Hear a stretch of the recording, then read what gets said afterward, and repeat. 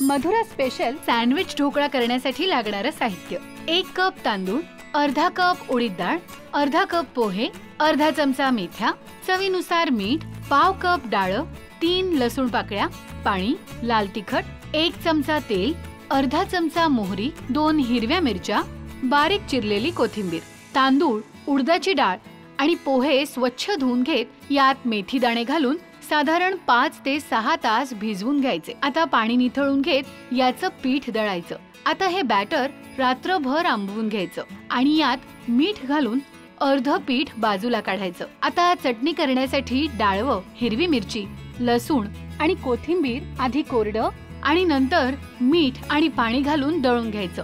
आता ही चटणी बॅटर मध्ये मिसळून घ्यायची. आता बेक टिन मध्ये अशा प्रकारे बटर पेपर लावून त्यात अशा पद्धतीने पांढरं बॅटर घालून साधारण 5 मिनिटं वाफवून घेत यावर चटणी मिसळलेलं बॅटर घालून 5 मिनिट वाफवून घेत आता परत पांढरं बॅटर घालत त्यावर तिखट भुरभुरायचं आणि स्टीम काढायची. आता अशा पद्धतीने या ढोकळ्यावर मोहरी, मिरचीची फोडणी घालायची आणि आवडीप्रमाणे कोथिंबीर घालायची. झाला आपला मधुरा स्पेशल सँडविच ढोकळा तयार.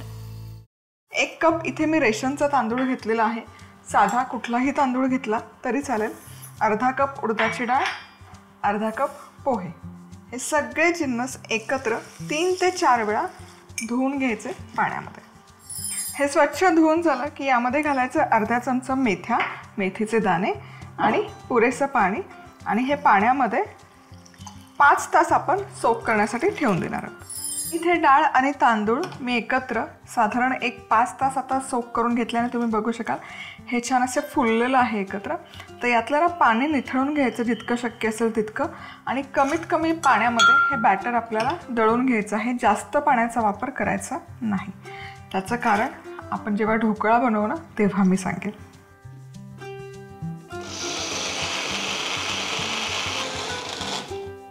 आता हे व्यवस्थित दळून झालं की एका पातेल्यात किंवा भांड्यात काढून घ्यायचं.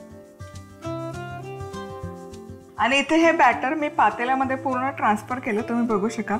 आता यावर झाकण ठेवून 12 ते 14 तास किंवा रात्रभर हे फर्मेंट करण्यासाठी ठेवून द्यायचं. सो इथे हे पीठ जे मी फर्मेंट करण्यासाठी ठेवलं होतं हे तुम्ही बघू शकाल. छान असं फर्मेंट झालेलं आहे, आंबलेलं आहे आणि व्यवस्थित असं दाटसर आहे. तर यामध्ये चवीपुरतं घालायचं आहे मीठ. मिक्स करूया. आणि यातलं आहे ना 3 चमचे पीठ इथे मी बाउलमध्ये काढून घेते.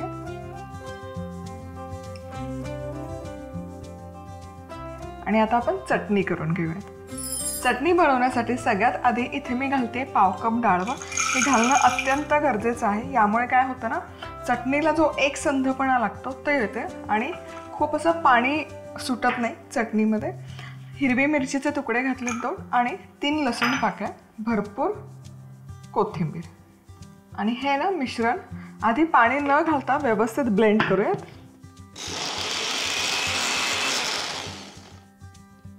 आता यामध्ये मीठ घालायचं चवीपुरतं आणि पाणी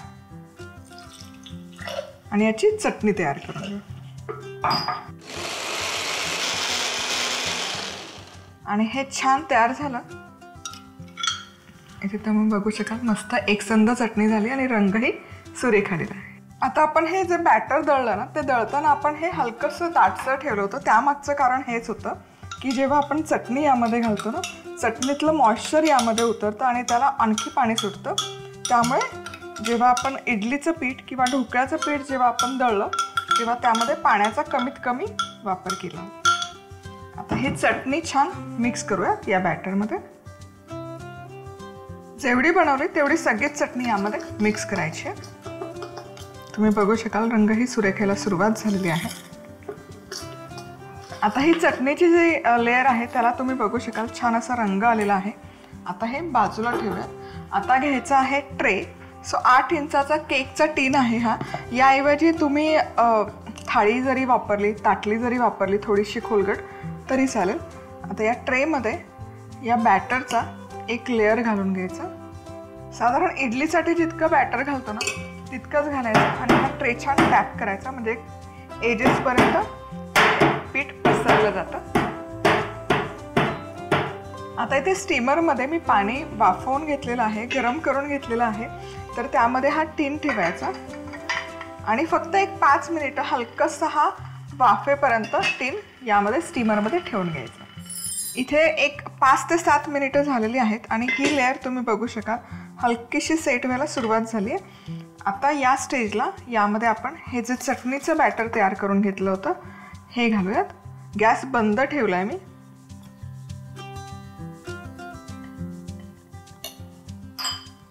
तर हे बॅटर छान असं एकसारखं स्प्रेड करून झालं की पुन्हा झाकण लावायचं, गॅस पुन्हा सुरू करायचं आणि पुन्हा एक 5 मिनिटं हे वरची जी लेअर आहे ती सेट होईपर्यंत स्टीम करूया. आता ही लेअर पण छान अशी स्टीम झाली. खूप ओव्हरकुक नाही करायची, हलकीशी स्टीम झाली, सेट व्हायला लागली की हे जे पांढरं बॅटर आहे आधीचं प्लेन बॅटर हेही यावर स्प्रेड करून घ्यायचं. सो हे जे प्रपोर्शन आहे जे आपण घेतलं यामध्ये परफेक्ट आहे ना असा 8 इंचाचा ढोकळा बॅटर न उरता बनवून तयार होतं. आता गॅस सुरू करायचं. या लेअरवर हलकंसं मी लाल तिखट घालते, दिसायला सुंदर दिसतं मग हे तयार झाल्यावर. आणि झाकण ठेवून पुन्हा हे पूर्ण आता स्टीम करायचं आणखी 5 ते 7 मिनिट. आता हे ना सँडविच ढोकळा मी छान स्टीम केलेला आहे. सो टोटल एक 15 ते 17 मिनिटं लागतात एवढं हे स्टीम होईपर्यंत. टूथपिक घातले की ह्याची क्लीन येते, याचा अर्थ ढोकळा छान स्टीम झाला.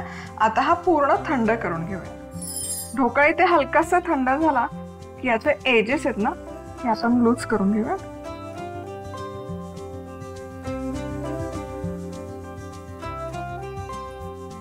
एखादी प्लेट घ्यायची आणि त्यावर काढून घेऊया. येस, इथे मी बटर पेपर लावला होता आणि आपला हा ढोकळा तुम्ही बघू शकाल छान इथे याला स्पॉन्ज आलेला आहे आणि लेअरही सुंदर दिसतात. आता आपण यावर तडका मारूया. आता ढोकळा फोडणीसाठी तेल गरम केलंय, यामध्ये घालूयात मोहरी अर्धा चमचा. मोहरी छान तडतडलीच पाहिजे. मोहरी छान तडतडली की गॅस बंद करायचा. यामध्ये घालते मी हिरवी मिरची आणि आता ही फोडणी किंवा हा तडका घालूयात ढोकळ्यावर.